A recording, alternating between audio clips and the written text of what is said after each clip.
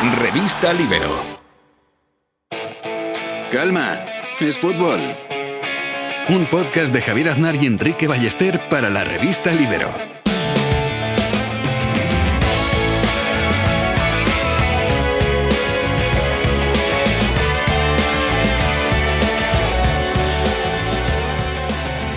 ¿Cómo estás, Enrique Ballester? ¿Qué tal, Javier? Aquí estoy con ganas de volver a charlar contigo. Un poco condicionado por la lluvia. Ya sabes que yo soy una persona muy sensible, ¿no? a lo que para mí es normalidad, que para mí la normalidad es nada, o sea, que ni frío, ni calor, ¿no?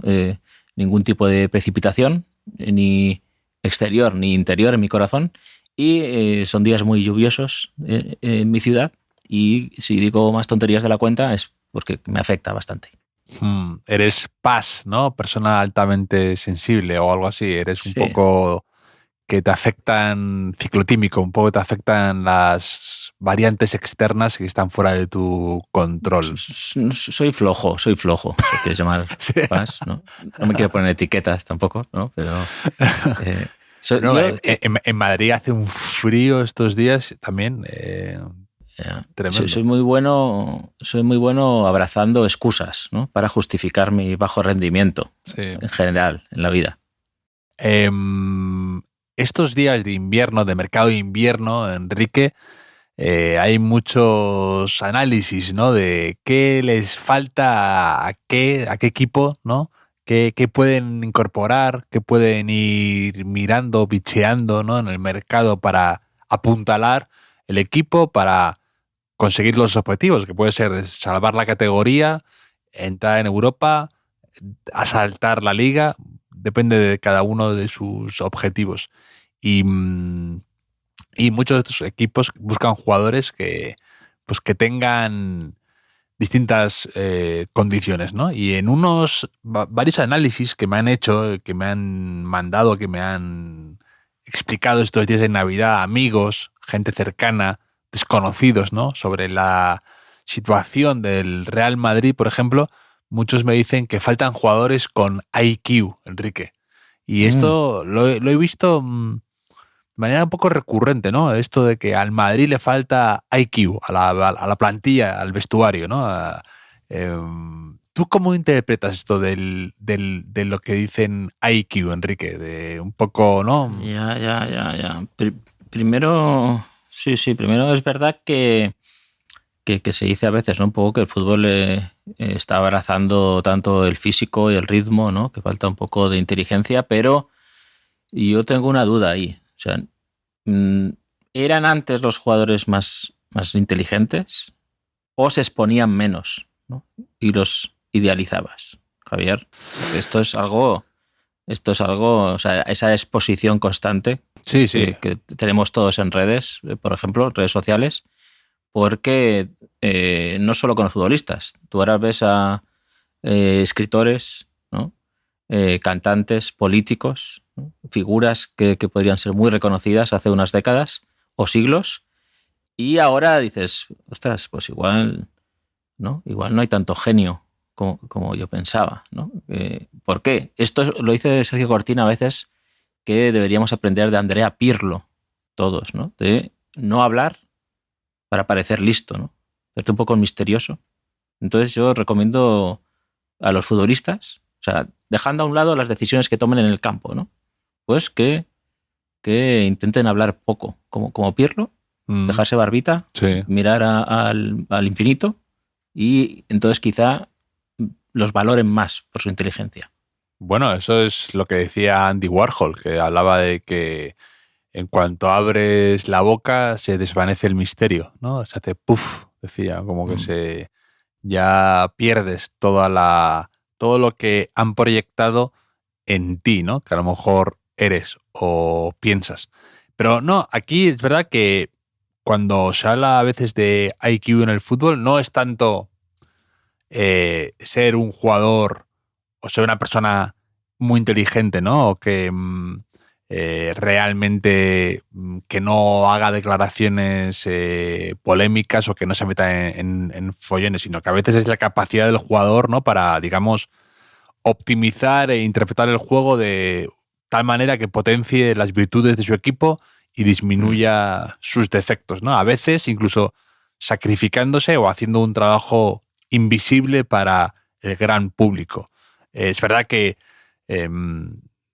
a veces va de la mano, ¿no? Que el jugador que sabe y que reconoce sus propias virtudes y sus propias limitaciones, luego, fuera de la cancha, por así decir, hace lo propio, ¿no? O evita situaciones comprometidas, que evita a veces incluso los focos para no caer en según qué trampas. Pero hay veces que hay jugadores que, digamos, no quiero parecer aquí yo tampoco, pero que no son a lo mejor excesivamente, uno diría, listos en la calle, pero luego en el campo son Pitágoras, ¿no? Que saben perfectamente que saben perfectamente interpretar en el campo y que ven las jugadas como un maestro de ajedrez, ¿no? Y que de eso se trata a veces. Y que eso a veces es lo que en el Madrid o en otros equipos están necesitando, ¿no? Sí, que no necesitan que el entrenador coja 2 marionetas llamadas, ¿no?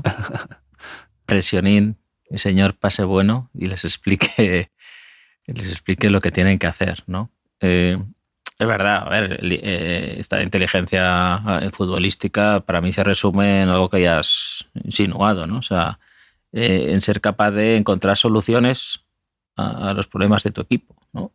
Y para mí lo que me parece más complicado es problemas que tu entrenador no te ha advertido de ellos previamente, ¿no? Que eso es un valor añadido, ¿no? O sea, hay jugadores que saben llevar a la práctica lo que han entrenado, lo que han preparado durante la semana, y hay otros que tienen la capacidad de hacer su propia lectura del partido durante el juego y adaptarse a ello, ¿no? Y es bonito cuando lo ves, ¿no? Y dices, este es un genio, realmente, está jugando a otro nivel, ¿no? No sé. Y luego esto se suele asociar mucho a centrocampistas, ¿verdad? Sí. A mediocentros. Sí. Quizá porque mueven mucho los brazos, ¿no? Exacto, es que te lo tengo apuntado esto. El centro del campo siempre tiene un pozo de más de ser como el base en el baloncesto, ¿no? Y cuando a lo mejor luego hay laterales que tienen un increíble, pero no lo valoramos o no se lo valoramos. Sí. Yo se lo digo mucho a mi hijo que juega de medio centro. Le digo, tú mueve los brazos. O sea, no solo digas las cosas, sino mueve los brazos señalando y tal para que los demás vean, ¿no? que estás ordenando. Aunque no digas nada, ¿no? Eso siempre ayuda porque somos así de simples. Tienen todos, ¿no? El cerebro, la batuta, todos tienen como el maestro del ajedrez, todos tienen como estos centros del campo que tienen siempre la sala de máquinas, ¿no? Tienen como un adjetivo siempre más elevado, ¿no? que los demás. Además que casi todos los deportes de equipo tienen esa figura, ¿no? Aunque no sea específicamente... Sí, o el quarterback. Claro, el quarterback o como se llame el del rugby, el que recoge el melón, la pelota y la pasa y va ordenando el juego y tal. Sí, el del rugby, efectivamente. Y dice, mantener la línea, ¿no? La línea, sí. Tal. Sí, no sé. Y más deportes, ¿no? Habrá en cada uno. Pero a mí me gusta cuando ves a alguien así que no juega de medio centro, sí. ¿no? Que tiene ese espíritu colectivo, ¿no? Bondadoso incluso, que está dispuesto que ve muy bien el fútbol desde una posición en la que no es tan fácil verlo y que está dispuesto a sacrificarse a veces, ¿no? Por el bien colectivo, ¿no? Que para mí es una de las cosas más bonitas del fútbol, no que prioriza la victoria colectiva a la individual, Javier. ¿Tú sabes en quién estoy pensando? ¿En quién estás pensando? ¿En Karim Benzema, por ejemplo? Sí, hombre, obviamente, Karim Benzema Karim Benzema, porque es que además Sí. en él se da una característica que también aprecio mucho, porque a veces a la inteligencia futbolística, ¿no? O al entendimiento táctico se llega por necesidad biológica, ¿no? O sea, volvemos a mi hijo, si quieres, ¿no? O sea, niños que no destacan por su físico, por ejemplo, ¿no? Que tienen que adaptarse, tienen que ser más listos en otra cosa, ¿no? Tienen que sacar la ventaja en otra cosa, entonces quizás sean eso, ¿no? No estar mejor colocados, estar un poquito antes, o que no tienen una gran técnica, pero es que en el caso de Benzema se da todo, o sea, se da que tenía, técnicamente era brillante, físicamente también, un superdotado, pero que aún así tenía esa inteligencia táctica, ¿no? Que es algo que va casi contra natura, tener todo eso. Y no sé, Hombre, es que o sea, era un jugador capaz de ordenar el juego desde una zona alejada al meollo de la creación. Es que estos jugadores con mucho IQ, como se dice, ¿no? Tienen que tener técnica y tienen que tener físico, porque lo otro en ocasiones no les basta. O sea, es lo que ocurre muchas veces, y por eso hay estos casos de entrenadores que acaban siendo muy buenos técnicos, pero que no les ha dado para destacar en el fútbol, ¿no? Pues son casos más limitados, porque es verdad que hoy en día para llevar un gran vestuario, pues tienes que tener antes un prestigio o una fama o un tal, por suerte o por desgracia, para ellos, supongo que para desgracia, pero que, por ejemplo, los Unai Emery, ¿no? Pues que a lo mejor no destacaron demasiado como futbolista, o Javi Gracia, se me ocurre, ¿no? Que pues como futbolistas sí hicieron una carrera profesional, que ya es mucho, pero que pues la técnica o el físico no les... Y muchas veces lo dicen ellos, ¿no? A mí no me daba y enseguida quise dar el salto al banquillo, ¿no? Y por eso a lo mejor no nos fijamos tanto en ellos como IQ, ¿no? Pero evidentemente en casos como Benzema o en casos como, pues, por supuesto, Messi, ¿no? De un tipo que ve espacios donde otros no lo hay, pero porque tiene una técnica increíble, porque sabe aguantar y puede aguantar tarrascadas de los futbolistas más en forma del mundo, ¿no? Sí. No, y luego para mí otro síntoma de inteligencia, o sea, el tipo de jugador que yo querría siempre en mi equipo, es el que es capaz de cambiar su juego en función, claro, de sus compañeros. O sea, perdona que vuelva a Karim Benzema, ¿no? Pero Benzema, cuando jugaba con Cristiano Ronaldo, era un tipo de futbolista distinto al que cuando se fue Cristiano Ronaldo. Sí. Que el propio Benzema, leíste hace unas semanas, lo entrevistaron en l'Equipe. Y le preguntaban sobre el Real Madrid, ¿no? Y decía un poco que había jugadores que tenían que entender eso, ¿no? De alguna manera, que si había llegado Mbappé y Mbappé metía 50 goles por curso, pues ellos tenían que hacer otras cosas, tenían que potenciar esa virtud y adaptarse a lo que había, ¿no? Un poco, sí. Que cada uno tenía que saber qué necesitaba el equipo en el campo, ¿no? Y que eso es algo que tenía que nacer de los propios futbolistas, decía también, me parecía interesante, no del entrenador, ¿no? Que ellos mismos tenían que darse cuenta, pero que a lo mejor no había una figura veterana que les hiciera ver eso ahora mismo, la referencia a Vinicius, Bellingham, Mbappé, ¿no? Todos esos. Que es algo que también quizás se echa un poco en falta ahora en este fútbol, ¿no? ¿Tú viste lo del récord de Mbappé de goles en año natural? Sí. Eso me parece un síntoma de poca, ¿no? Poca inteligencia colectiva de esta que estamos hablando, ¿no? ¿En qué sentido? Que se dirá tanto, que pareciera tan importante eso, o sea, cuando realmente no es nada importante, ¿no? Es un síntoma de que los premios individuales, claro, ¿no? Cada vez parece que les importan más a los jugadores.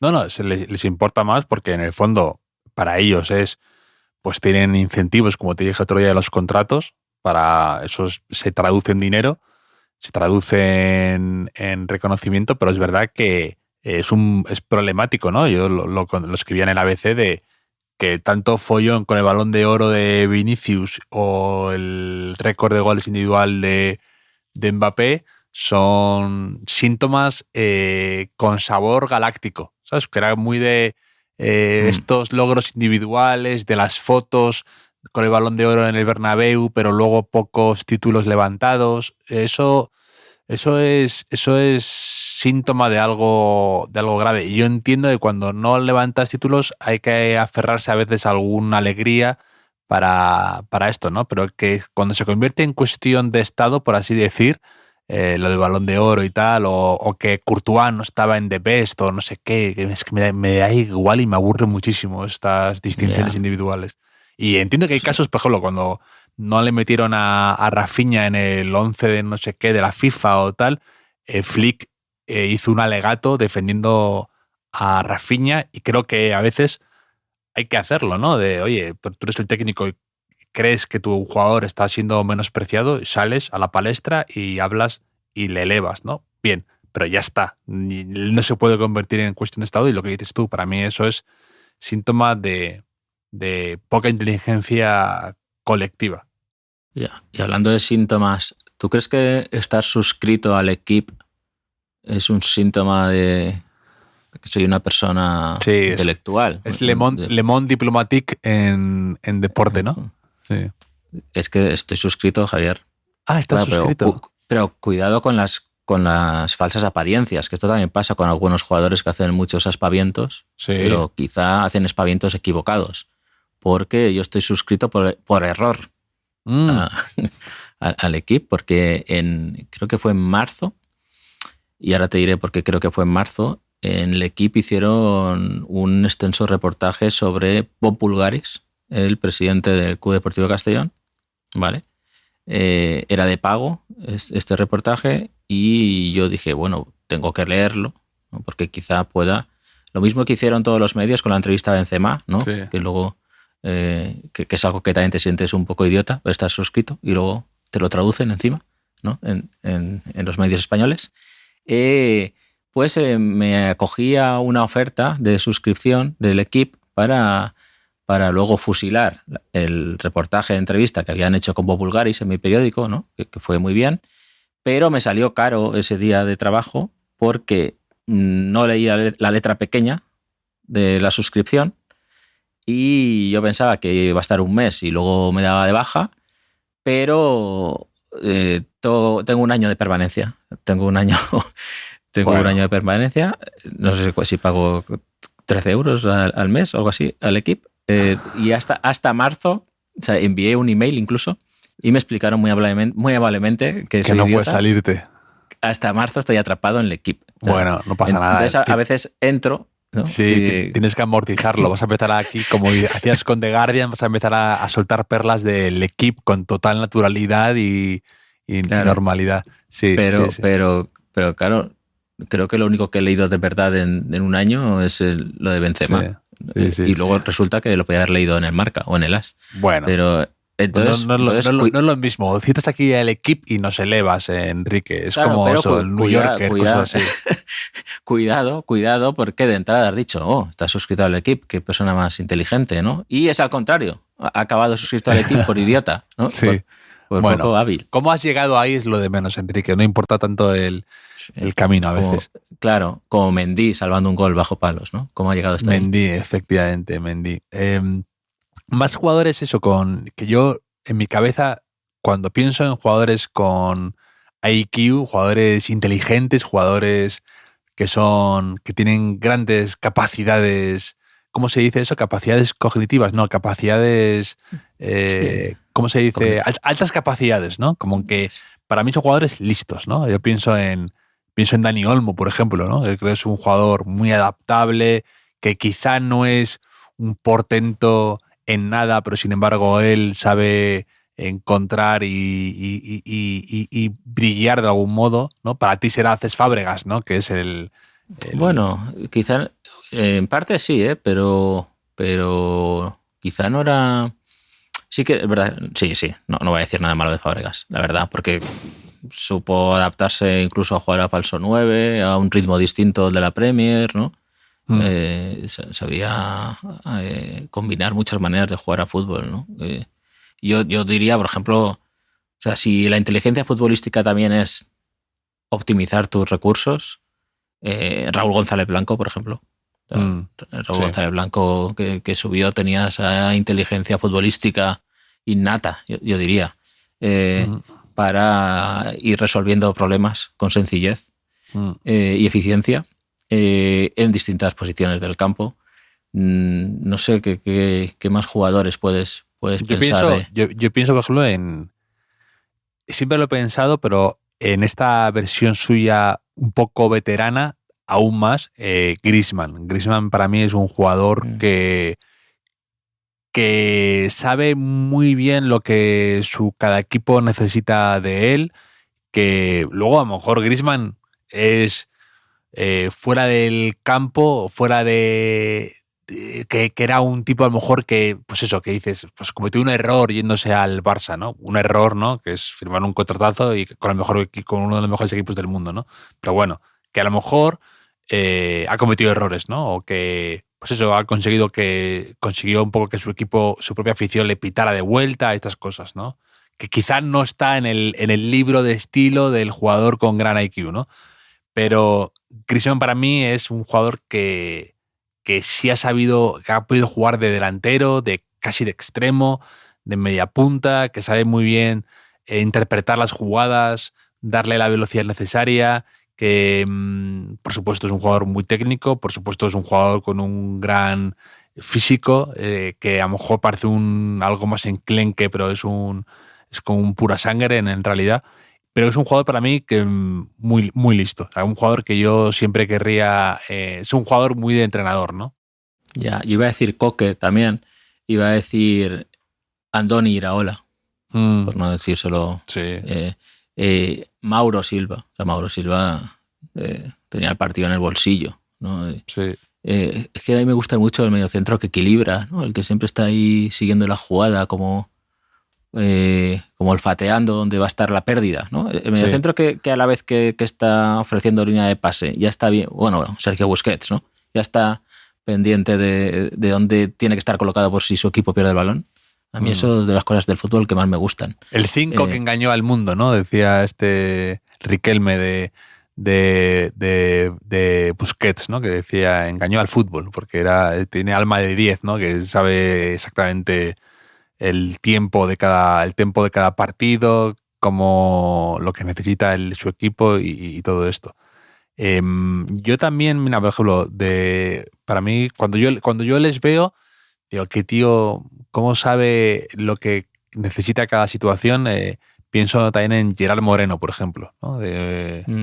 Alguien que sabe jugar de espaldas, que a veces eso es difícil, ¿no? Saber jugar de espaldas porque no estás viendo lo que tienes detrás y lo intuyes o te lo imaginas o te adelantas, y eso para mí es un síntoma de inteligencia, ¿no? El jugador que sabe darse la vuelta y marcar a media vuelta, ¿no? Que el otro día hablábamos de goles bonitos o detalles bonitos, también siempre es algo que he valorado mucho porque requiere una habilidad, ¿no? Una técnica o incluso un físico, ¿no? Pero también requiere tener esos ojos en la nuca, ¿no? Que a veces te lo da solamente el ser listo o el haber jugado mucho, mucho al fútbol y muy bien. Sí, es que el caso de Gerard me gusta porque para mí es más difícil. O sea, cuanto más cerca de la portería rival estás, por lo general suele haber menos espacios y me parece que quizá tengas mayor abanico de posibilidades o de posibles elecciones y es más difícil tomar la decisión correcta. O sea, por eso tiene mucho mérito de este tipo de jugador, ¿no? Messi, por supuesto, cómo evolucionó en su carrera.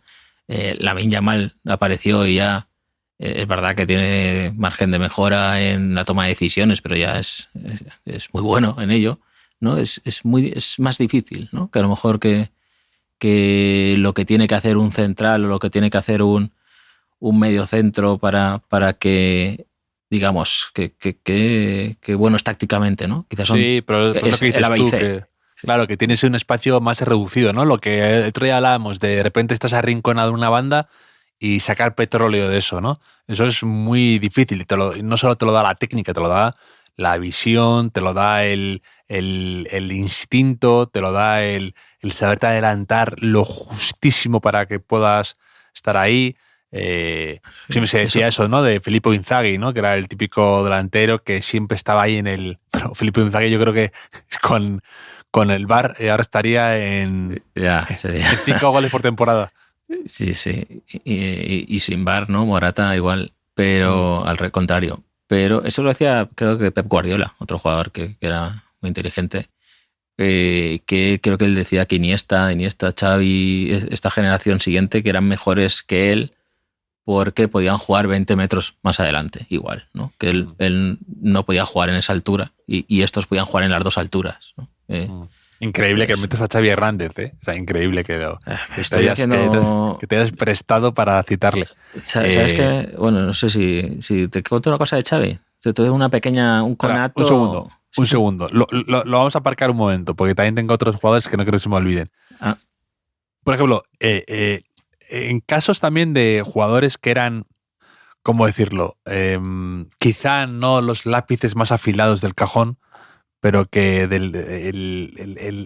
eran luego muy inteligentes en el campo, ¿no? Por ejemplo, Rooney, ¿no? Que Álvaro de Grado, en su libro de Away Days, cuenta con mucha gracia, y también lo contó en el podcast, que sales tú citado, por cierto, cuenta que Rooney tiene tatuado una letra de la banda Stereophonics que dicen, que pone just educated enough to perform, ¿no? Como la educación justa y necesaria para funcionar, ¿no? Como haciendo una alusión de que pues bueno, que quizás no es un devorador de libros, ni un intelectual, ni que tiene una educación muy... Pero luego en el campo sí que sabía interpretar los huecos, los momentos, jugar de espaldas, jugar con el compañero, y quizás Rooney no era el jugador con un físico desbordante, era muy fuerte, evidentemente, pero que no tenía a lo mejor ese don natural que tienen algunos atletas, ¿no? En Rooney, si hubiese querido, podría estar en el 11 histórico de calvos que dijimos el otro día. Sí, está. Eligió otro camino, ¿no? No, o sea, yo lo eligió tarde para empezar. Y hay estos, como alguna vez hemos hablado, ¿no? Que hay gente que no deja de ser lo que hemos visto alguna vez, por mucho que ya no lo... O sea, Schuster yo no lo puedo dejar de ver sin bigote, y hace que no lleva bigote años. Martín Vázquez igual. Pues Rooney no le puedes dejar de ver calvo ya, ¿no? Otro jugador que era, para mí, inteligentísimo, también porque tenía una técnica depurada, pero que en el campo, sobre todo la última UEFA que ganaron con él, Ever Banega, que era un jugador que sabía exactamente dónde ponerla, componerla, cómo de repente interpretar al delantero y hacer que un pelotazo fuera realmente un pase útil. Y era... y luego Ever Banega fue el que se estropeó con su propio coche. O sea que quizás no es que digas Ever Banega, el jugador inteligentísimo, ¿no? Pero sí que en el campo era muy, muy, muy... Ya, es que no tiene nada que ver. O sea, claro, los humanistas del conocimiento somos pocos, Javier. Claro, pero que muchas veces pensamos en jugadores que como Kroos, ¿no? O Beckenbauer, o estos perfiles que aúnen lo que tú decías, ¿no? De discreción fuera del sobriedad, y que que saben jugar y que saben estar en el sitio adecuado, que no tienen nunca una salida del tiesto, y que muchas veces no es así. También esto se me ocurrió, este tema, porque no sé si escuchaste a Luca Toni, gran delantero italiano, ¿no? Que un poco dijo otro día que Modric es el mejor fichaje de 2025 en la Serie A, porque ha aportado calidad, y dice, con estos chavales Modric juega con un cigarro en la boca. Me pareció genial lo de con un cigarro en la boca, porque es verdad, es el jugador con más minutos, creo, del Milán. Está jugando fenomenal, está siendo, el Milán va segundo, está siendo de los mejores jugadores de la temporada, y me alegro porque es un jugador que se merece que tenga este este buen año en el Milán. Y que es y el Madrid con Ceballos. Pero, comentario ventajista aquí, ¿no? Pero no por ello exento de verdad. Claro. Y hablando de mediocentros, Xavi Hernández, ¿vale? Xavi Hernández, lo tenías ahí y te estabas muriendo por sacarlo. Es que me hizo gracia y luego reflexionando sobre lo que había pasado, dije, se lo tengo que contar a Javier esto. Sabes que Papá Noel tiene últimamente la tradición de traer a mi hijo Teo el FIFA de cada año, que ya no se llama FIFA, ¿vale? Y en el FIFA 26, la gran novedad, o por lo menos que hemos descubierto nosotros, es que puedes jugar con 11 clásicos de clubes importantes. Puedes jugar o de clubes importantes o el mejor 11 de la historia de la Serie A, de la Bundesliga, de la Premier, de la Liga Francesa o de la Liga Española, ¿vale? Entonces, Teo y yo, que solemos jugar los dos contra la máquina, hasta que yo me pico, me cabreo y ensucio ese bonito momento. Pásamela, ¿no? Todas esas cosas. Jugamos con el equipo de la Liga Española, con el 11 ideal, donde intuyo que por temas de derechos o lo que sea, o porque todavía están en activo, no está ni Messi, ni Cristiano Ronaldo, ni Benzema, ni jugadores de los años 50, 60, eso 70, no ha existido. Y estaba Xavi Hernández, Javier, en la plantilla, con una media muy alta. O sea, yo creo que si no tenía la media más alta de todos, poco faltaba. Y yo estaba haciendo la alineación, ¿no? Y yo pongo los dos mediocentros, ¿no? No estaba Fábregas tampoco, me parece. Pongo a Xabi Alonso, pongo a Guti, o sea, me empeño en poner a Guti, que estaba en la plantilla. Y mi hijo dice, no, pero pon a Xavi ese Xavi que tiene 94, me parece que tenía. Y yo, no. Y él, ¿pero por qué no? Y yo, no lo entenderás, tío. O sea, no lo entenderás. Entonces hubo ahí un conato de discusión y lo dejé fuera de la convocatoria incluso a Xavi. Perdimos el partido y mi hijo me dijo, por no poner a Xavi. Y yo, ¿qué te vas a poner a Xavi? Que no tiene nada. Y le empecé a explicar, Rijkaard ganó la Champions, pues no Xavi. O sea, fuiste al play, al discurso, ¿por qué Xavi no es el mejor centrocampista español de la historia? ¿No? Porque y luego al final ya me dijo, no entendía nada. Dije, no, es que por sus cualidades con las del juego no son las que más nos necesitamos, tal y cual, pero eso es lo que... Entonces ya dejamos de jugar por culpa de Xavi. Bueno, por culpa mía, realmente, ¿no? Por mi culpa. Pero eso me pasó, Javier, con Xavi. ¿Qué te parece? Me persigue. Sí. No sé gestionarlo. Tengo poca inteligencia, ¿no? Poca IQ como jugador de FIFA. Es tan tu némesis que consigue crear grietas en tu familia, aunque sin que él lo sepa, ¿no? Sí. No, pero he mejorado mucho en lo de no picarme si perdemos contra la máquina cuando juego con mi hijo, que en el FIFA 25 hubo un momento que mi hijo ya no quería jugar conmigo, o sea, porque yo me picaba mucho, ¿no?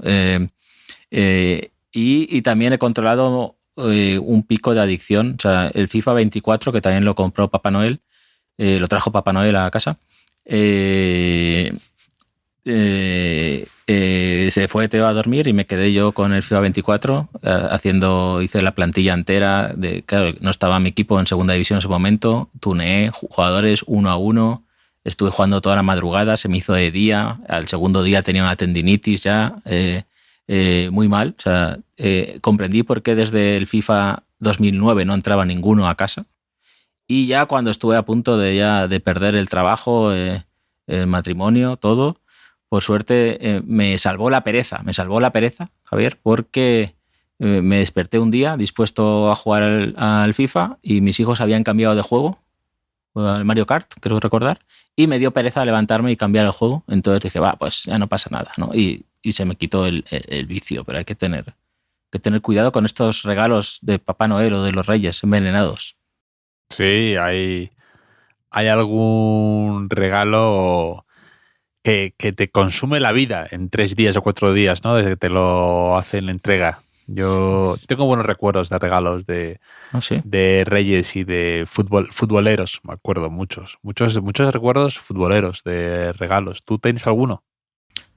Hombre, sí. Hombre, hablando de cambiar la vida y de videojuegos, recuerdo Papá Noel trajo a casa un poco inexplicablemente una caja muy extraña de juegos de ordenador, que había 6 o 7 juegos así clásicos, y uno de ellos era el Championship Manager 94, 93-94, que era el anterior Football Manager, ¿no? Se podría decir, y eso me abrió un horizonte nuevo, desconocido, o sea, un juego en el que no se podía jugar, o sea, era solo manager, solo podías jugar con equipos ingleses en ese momento, de las 4 primeras divisiones, y ese juego, o sea, me atrapó. Recuerdo que de jornada en jornada el juego cargaba, digamos, los resultados y tardaba 2 minutos y 15 segundos.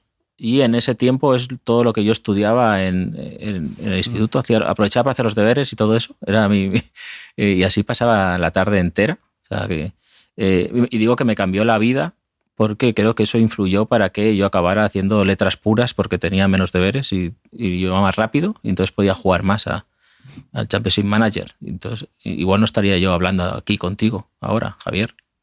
El otro día vi que había un Football Manager, creo que de 2005, que la portada es Don Jabo Irureta. Me parece momento peak de Electronic Arts, ¿no? Darle la portada a Jabo Irureta en chándal. Jabo Irureta. Sí. Jabo Irureta. Yo es que en 2005 ahí tengo unos años... Tenía novia, estaba muy enamorado, entonces aparqué un poco esas cosas. Luego volví en el 2008 ya, quizá. El 2008 sí que lo he quemado mucho, por ejemplo, y otros en adelante, pero 2005 no. Y en uno salía Camacho, me parece, en un Championship Manager todavía, que no habían cambiado de nombre. José Antonio Camacho también. Sí.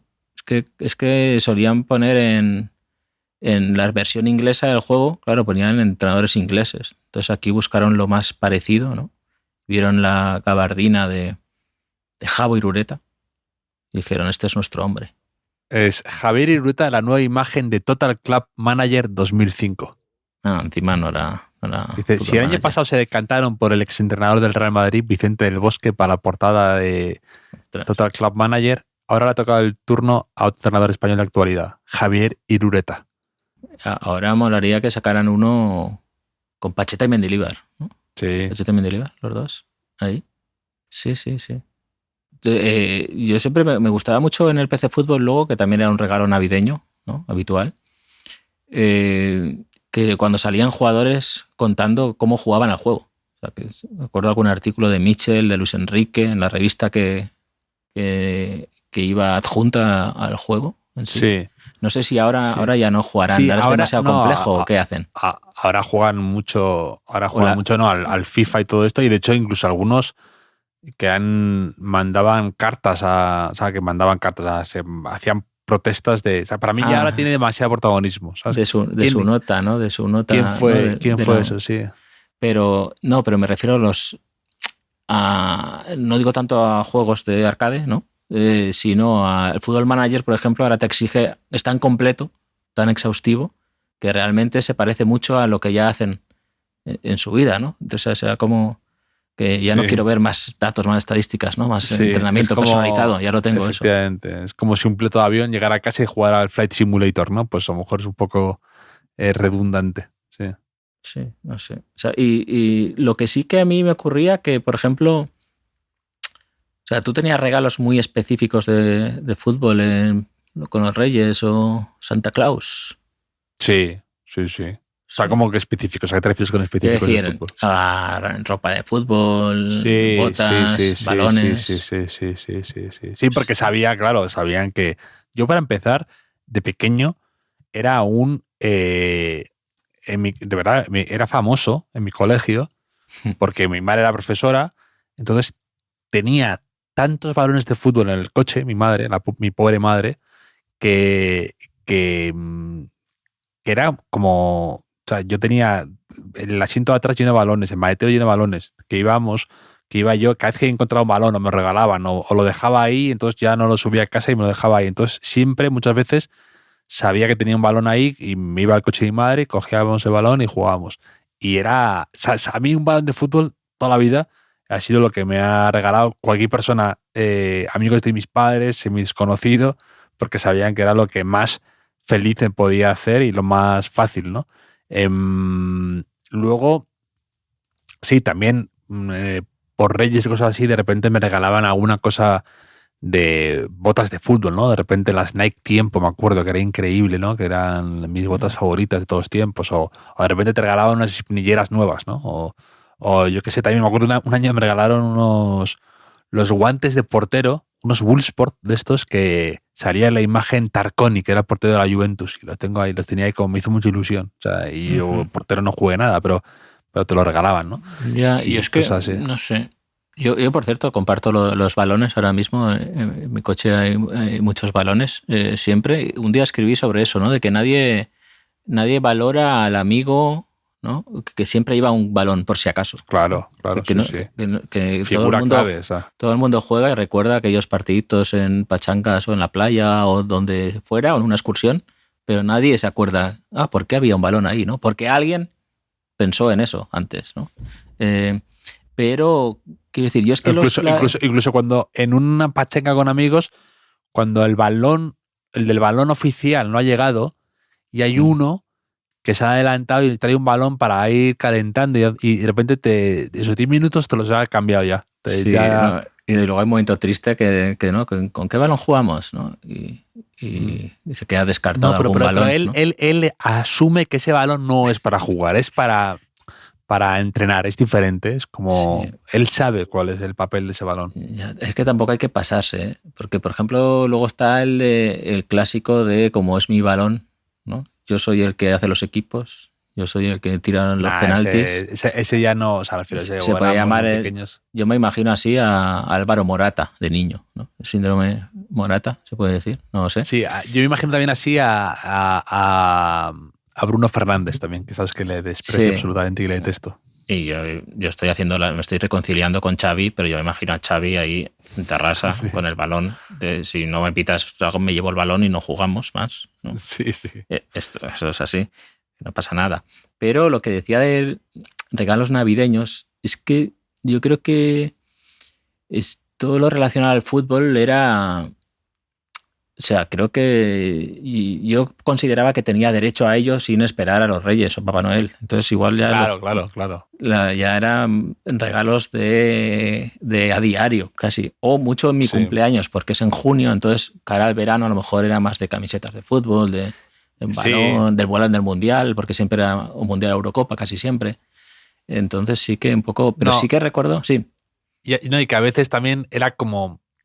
regalarle a un violinista, ¿no? Claro, su herramienta de trabajo, ¿no? Pues te regalaba a tu abuela con su mejor intención unas botas y decías, a ver, esto es inadmisible. Sí.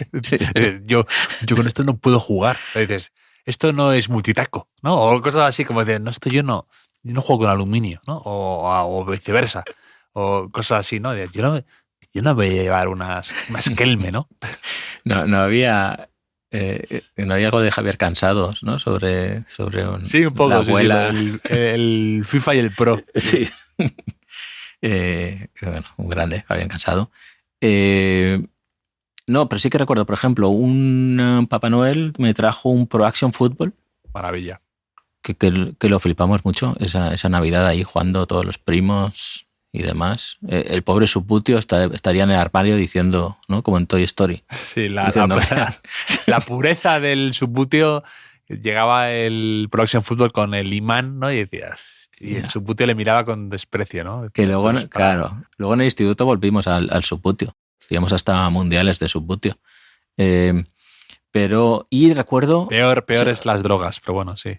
Sí, recuerdo un año que Papá Noel me trajo una camiseta de Pep Guardiola, firmada por Pep Guardiola, de la selección española. ¿Qué te parece? ¿Qué combinación? Que esta camiseta ahora valdrá dinero, ¿no? Creo que era la época la época de Camacho y eso, porque por lo visto resulta que mis primas, yo tenía 2 primas, bueno, las sigo teniendo, que una estaba enamorada de Pep Guardiola, y bueno, enamorada, ¿no? Bueno, sí, enamorada se puede decir. Y otra de Alessandro Del Piero. O sea que no, bastante lógico, ¿no? No las culpo de nada, no las juzgo. De hecho, quizá yo lo estuviera hoy aún, un poco. Y resulta, no sé cómo, mi madre tendría contactos con Papá Noel o algo así. Con Papá Noel, habría una conexión, Papá Noel, entidades financieras, algo así, que pudieron contactar con Italia, con algún banco que tuviera alguna relación con Del Piero y con... hay una conexión, ¿no? Para que Papá Noel enviara para mis primas una camiseta de la Juve, una camiseta del Barça, y yo, que pasaba por allí, no sé, Papá Noel pensaría, hombre, si a este que le gusta el fútbol, ¿no? Algo hay que traerle también. Y la guardo con esa camiseta, por si acaso. Nunca se sabe, quizá... Lo increíble es que con 43 años que tienes, ¿no? 42, sigas pensando que esas camisetas están firmadas realmente por Del Piero y por Guardiola. No tengo ninguna duda. Es que no conoces a Papá Noel, ni conoces a mi madre. Ni un doble chequeo de las firmas. No, sí. Sí, no es que no conoces a Papá Noel y sobre todo no conoces a mi madre. Ya te digo yo que pasa, haremos un chequeo igual, ¿no? Mira, Álvaro de Grado, la próxima vez que vaya a Manchester, ¿no? Le podemos decir la camiseta y a ver qué pasa. Pero sí, no sé. Eso es bonito, ¿no? Son fechas bonitas, ¿no? Con la ilusión, sí. Los niños. Que ahora es mucho también de equipos que hacen entrenamiento a puertas abiertas. Sí. Para que vayan los niños ahí. Bueno, de hecho ahora hay el Bernabéu estos días, por lo visto, va a abrir, o sea, está abriendo una especie de, pues no sé con qué compararlo, pero o sea, como en el campo están haciendo una especie de atracciones ahí, ¿no? Y ha tenido un éxito increíble, no sé si 80.000 o 90.000 personas van a pasar. Y de niños ahí, ¿no? Y que por lo visto hay mucha cola en las atracciones y no sé qué, y todo esto, y van a estar varios días y han volado las entradas y la gente está... además, yo estoy ahí a ver si mi sobrino le consigo alguna, porque de esto que digo, ¿cómo que mi sobrino no va a ir, mi ahijado? Hombre. No va a ir a jugar en el Bernabéu, a oler a estar cerca, necesito ese ambiente, necesito que esté ahí. Podrían vender unos peluches, ¿no? De polvoronín, ¿no? Sí. Y señor turrón bueno, quizá ahí podrían aprovechar para los niños, ¿no, Javier? Sí. No sé. Qué bonito, ¿eh? Si vas con tu sobrino... luego nos explicas cómo es exactamente, ¿no? El montaje navideño, ¿no? Eso, no sé. Y mira, esto es una idea de negocio que no se me había ocurrido nunca, ¿eh? Lo de montar un parque. Sí, a falta de conciertos, a falta de tal, han dicho, a ver, aquí hay que facturar algo. tenemos que hacer algo como sea de aquí a final de año. Sí, se han inventado esta especie de Cortilandia ahí en el Bernabéu. Ya se nos pasó lo de Oktoberfest, ¿no? Era o food trucks o algo de Navidad. Pero yo nunca fui a ver un entrenamiento del Real Madrid, ni en la antigua Ciudad Deportiva ni en la nueva. No. Nunca he visto al Madrid entrenando, yo creo. No, pero sí, me contaste, sí que fuiste a ver a la selección española, ¿no? En una concentración. Sí, fui a la selección española y fui a ver entrenar al Bayern de Múnich, de Guardiola. He ido a ver otros equipos, pero no he ido al Madrid, nunca vi. Además, temía que me decepcionara ir a la Ciudad Deportiva o algo así. Es como verles muy de lejos y ver como haciendo un rondo y tal, y que perdiera esa... Llega Guti tarde, ¿no? Ahí en pijama. Sí. Bueno, sale con las manos en los bolsillos uno. Que por cierto, en el 11 en el equipo histórico de la Liga del FIFA está... No, de la Liga o del Madrid. No, de la Liga. Está Dudek. ¿Dudek? El portero suplente. Dudek. Sí. No, esto un día lo podemos... Esperadísima aparición. Claro, porque es que renuncian a yo qué sé, renuncian a Iríbar, Arconada, porteros míticos. O sea, de eso nada, no existe. Para los niños no existe. El más antiguo quizás sea Hugo Sánchez, me parece, como mucho. Y el equipo de la Serie A está guapísimo. El equipo de la Serie A lo recomiendo mucho. Está Maradona, Ronaldo, o sea, increíble, Maldini, Roberto Carlos. Sí, sí. Pero bueno, otro día, ¿no? Otro día hablaremos de esto. Porque también tiene cosas malas este periodo navideño, Javier. ¿Qué tiene malo? A ver. Grinch. El 28 de diciembre. El Día de los Inocentes, yo lo paso muy mal. Especialmente mal si me toca trabajar, porque ya he demostrado con lo del equipo que no soy muy despierto, ¿no? A veces. Y temo tragarme alguna inocentada referente a algo futbolístico, algún fichaje, cosas así, o una noticia, y publicarla como si fuera verdad, ¿no? Entonces intento no trabajar el 28 de diciembre. Por suerte no trabajé este 28 de diciembre y aún así intenté tocar el móvil lo menos posible, por si acaso, porque lo paso muy mal, Javier. No sé si te pasa esto también. Sí, bueno, ya hay menos, ¿no? Antiguamente era tradición. Antiguamente yo iba al kiosco emocionado por ir a ver los gazapos que te metían, ¿no? Para las inocentadas. Me hacía verdadera ilusión identificarlas y comentarlas con mi padre y con mi hermano. Y hay menos en los medios. Sí. Pero sí. a nivel tuitero, cosas de estas. Sí. O sea, por ejemplo, esquizofrenia arlequinada. Ah, muy bien. O sea, Fuente fiable. Sí. Tuiteó Kepa, ¿vale? Un jugador llamado Kepa Jamecho, 22 años y 11 goles, y hay sustituto para Sergio Cortés, y lo iba a fichar la Real Sociedad C. Sí. Kepa Jamecho. Sí, también vi al Ceuta, ¿no? Que decía que habían recuperado a Uche de aquí a final de temporada, ¿no? Que venía sí. del Crystal Palace. Pero yo me acuerdo, por ejemplo, de cuando éramos más pequeños, que hubo casos sonados. No sé si te acuerdas del caso precisamente nuestro querido diario AS. No me acuerdo. Publicó en portada y en las páginas interiores que el Camp Nou tenía aluminosis, ¿no? Que me suena, una enfermedad, ¿no? Como que era del estadio, que no se iba a poder celebrar la final de la Copa Europa, que menudo. Y entonces Reuters, la agencia internacional de noticias, lo lanzó al cabo de unas horas, que era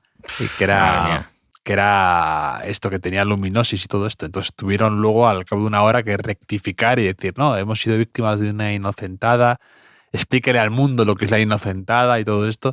Y sí, eso fue muy sonado, porque eran estas bromas que podían ser verdad, ¿no? De que siempre tenían que tener un toque, ¿no? Como el Madrid a lo mejor ficha a no sé quién, ¿no? O tiene atado a tal. Pero claro, es que la prensa se ha convertido en una cosa que a veces es todos los días, ¿no? Que, o sea, quiero decir, una web de fichajes de estas, ¿no? De fichajes que dan 15 fichajes al día, no puedes distinguir. Me suena una... De hecho, el Barça, el Camp Nou tuvo aluminosis hace poco de verdad, creo. Como adelantó sí, Diario como adelantó a Diario hace 20 años. Y esto creo que fue el 1 de abril, ¿no? En Inglaterra. Sí, April's Fool. Sí. Pues creo que publicaron en el principio de los 90 que el Gary Lineker que lo iba a fichar el Club Deportivo Castellón. Entonces creo que algún medio en España se hizo eco y luego el Castellón salió a desmentirlo, obviamente, diciendo lo que cobra Lineker es más que nuestro presupuesto, ¿no? Entero, Gary Lineker. Pero además de qué paja me he hecho, Javier, es que Adrián Arroyo le contestó, ¿no será el primo de Kerry Caberga, ¿no? Entonces yo esto es de entrada, yo me lo creo y busco incluso en Google la carrera en vez de fútbol, digo, pues no sale este jugador en vez de fútbol, ¿no? Qué raro, ¿no? Entonces ya mi cerebro va procesando poco a poco. Entonces no lo paso bien, Javier, el 28 de diciembre, tengo que decirlo. No, el 28 de diciembre, además, claro, como ahora ha caído en algo en desuso las inocentadas, ahora cuando no estás tan entrenado, no estás tan... antes estabas más claro, alerta, estabas alerta, más... o sí. te despiertas ahí, estás un poco dormido y lo primero que haces es mirar el móvil. O ¿no? incluso Todavía... antiguamente, ¿no? Mucha gente decía, no es una inocentada, tenían que hacer hincapié porque todo era ya una inocentada, ¿no? Todo era... posiblemente era nada serio, ¿no? Entonces tenían que hacer hincapié y te decía, esto no es una inocentada. Pues esto es al revés. Claro. Te pillan con la guardia baja. El día 28, silencio digital, ¿no? Día 28, mejor por si acaso, no digas nada. Pero sí que aproveché, Javier, para investigar. ¿Recuerdas que hablamos aquí de la expresión hacer la cama? Hacer la cama, sí. Pues he investigado sobre el origen de la expresión y, bueno, lo he buscado en Google, ¿no? Y he encontrado dos teorías. Parece que está un poco en el aire. O sea, la primera teoría la he leído en sopitas.com. Es una fuente también de autoridad. Sí, no es esquizofrenia arlequinada, pero bueno, nos vale. No. Aquí dicen que la frase viene de una palabra y solamente se acortó. O sea, que viene de camarilla, ¿no? O sea, como un conjunto de personas que influyen subrepticiamente en los asuntos de Estado o en las decisiones de alguna autoridad superior. Entonces, de una camarilla ahí que conjura, ¿no? Un poco para derrocar al superior, que se acortó, se hizo hacer la cama. Pero en 20 minutos, Javier, 20 minutos recogen la otra vía de investigación al respecto, que por lo visto hacer la cama era ni más ni menos mandar a alguien a una muerte casi segura, ya que una de las acepciones del término cama, aunque actualmente ya está en desuso, era sepulcro. O sea, que así aparecía en el diccionario de autoridades de 1780. O sea, como que hacer la cama, sí, preparar un poco el ataúd, bueno, sí, el lecho de muerte un poco. Entonces, nada bueno, ¿no? ¿A ti cuál te gusta más? Me gusta más, no sé, es que me gusta más sopitas como concepto, sí, pero me gusta más la teoría del sepulcro. O sea, ¿y cuál te crees más? ¿Cuál quieres? Yo voto por la primera, fíjate. Porque... Sí, por la camarilla. Y la camarilla es algo que he escuchado a veces con la selección de Chile, se ha hecho mucho eco lo de hacer la camarilla, o sea, la camarilla ahí como... Y me suena más, fíjate. Que venga por ahí, que lo del otro lado. Pues bueno, si tenemos algún oyente experto, ¿no? Que esté 100% seguro, que haya dedicado su vida a este campo, que nos lo diga, y lo incluiré en camarólogo. Un camarólogo, pero claro, me imaginar algún experto en la obra de Camarón de la Isla, no, o sea, de camarilla. Pero y lo incluiremos en una nueva sección que tengo, Javier, quizá para terminar. Vale. Es la sección Gracias a los oyentes que nos resuelven dudas, ¿vale? El otro día te conté que había visto un vídeo en el que alguien misterioso hablaba en un podcast no menos misterioso sobre Pedri, el jugador del Barça, que luego había desaparecido de mi pantalla ese vídeo y no lo había podido encontrar. Y Román Pérez González nos dice que el que pregunta sobre Pedri es Hernán, es jugador de Las Palmas, que tiene un podcast en la actualidad, y el que responde es Fabio. Los dos eran mediocentros, no sé si con mucha IQ o no. Y Fabio es ex de Las Palmas y el Tenerife también.